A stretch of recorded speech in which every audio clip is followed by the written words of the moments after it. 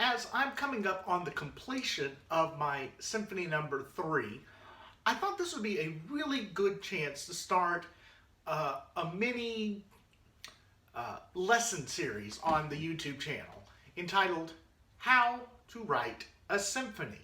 And I'm going to take you through the process of what a young developing composer needs to have in order to write a complete symphony.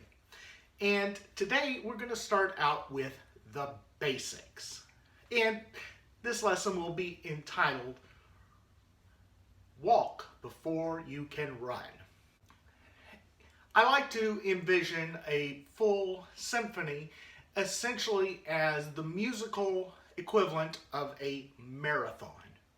Nobody is going to go out and run a marathon before they've run a bunch of smaller races. So too does a composer need to have the same kind of dedication to build up to writing a symphony. In literary terms, a symphony is going to be your equivalent of a long novel. An author should be writing short stories first before they go and start developing the novel. This means for a composer that you need to develop a portfolio of smaller works. So you should have, by the time you get to writing your first symphony, a group of works for a solo instrument.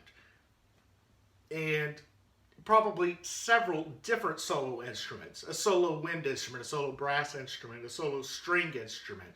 You should have some smaller chamber works.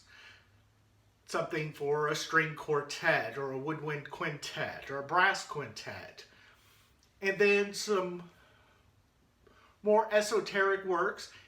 Again, the developing composer should not have things that are too long or too grandiose.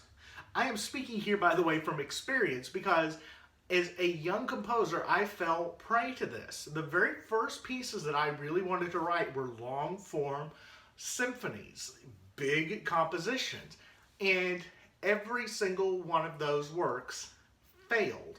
I would spend 2 years working on a piece, crafting it, only to realize after a 2-year period that I had no clue what I was doing, which is a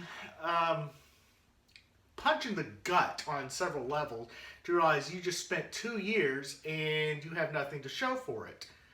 Had I been wiser, had I even had a teacher at that point, I could have said, start small, write something for a small group, a soloist, solo with piano, work on building your tonal language, your harmonic language, your formal language. Only then is a composer allowed to move on to a larger work.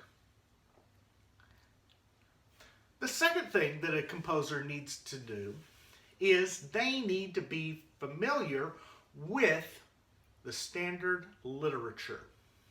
Now, when I say the standard literature, I am talking about the stuff that's on the shelf behind me. If you've watched videos on my channel before, you've probably never seen this bookcase before. This is my score shelf. This is where I keep all of my music scores. And I'm going to pull some stuff out that every orchestral or symphonic composer needs to know.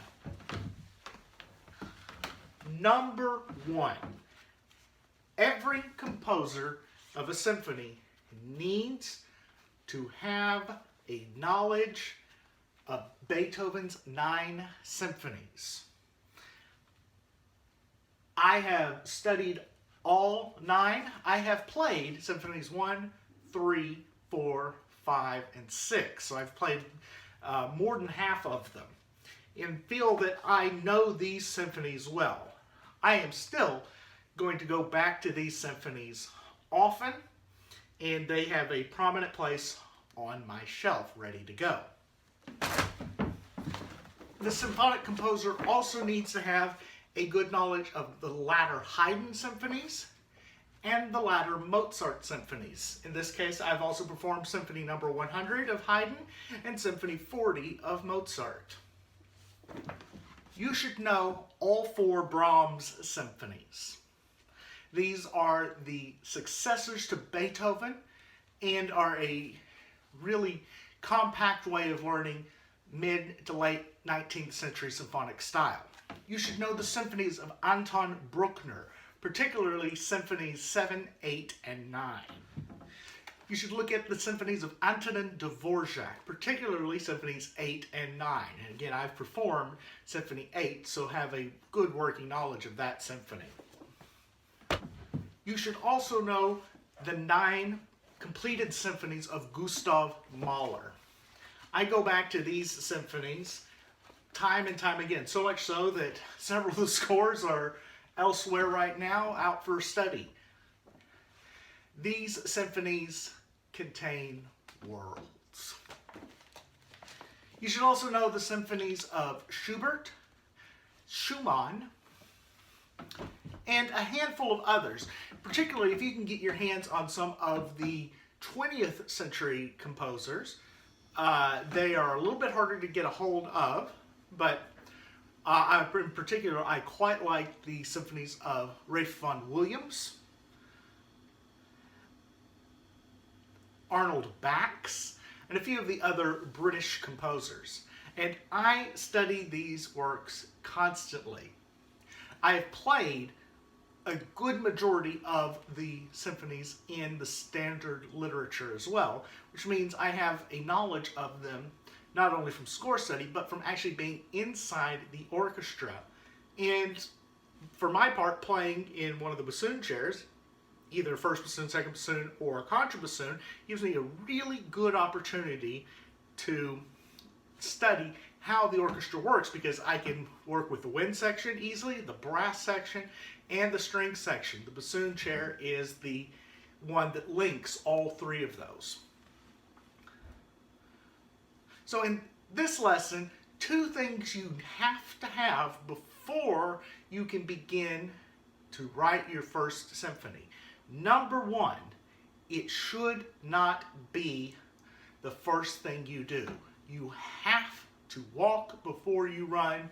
You have to write smaller works and build up to your symphony. 2, you need to have a good working knowledge and score study of the major works in the symphonic literature, including all 9 symphonies of Beethoven, the latter symphonies of both Haydn and Mozart, symphonies of Brahms, Bruckner, Mahler, Tchaikovsky, who I didn't mention earlier, symphonies of Berlioz, and some of the 20th century composers as well. Particularly for me, I like vaughan Williams, Bax, and again, a few others there. I'm going to continue on with these lessons and try and put one out every few days. This will kind of push me toward the completion of my own Symphony 3. And let me know what you think, and how are you coming along with writing a symphony?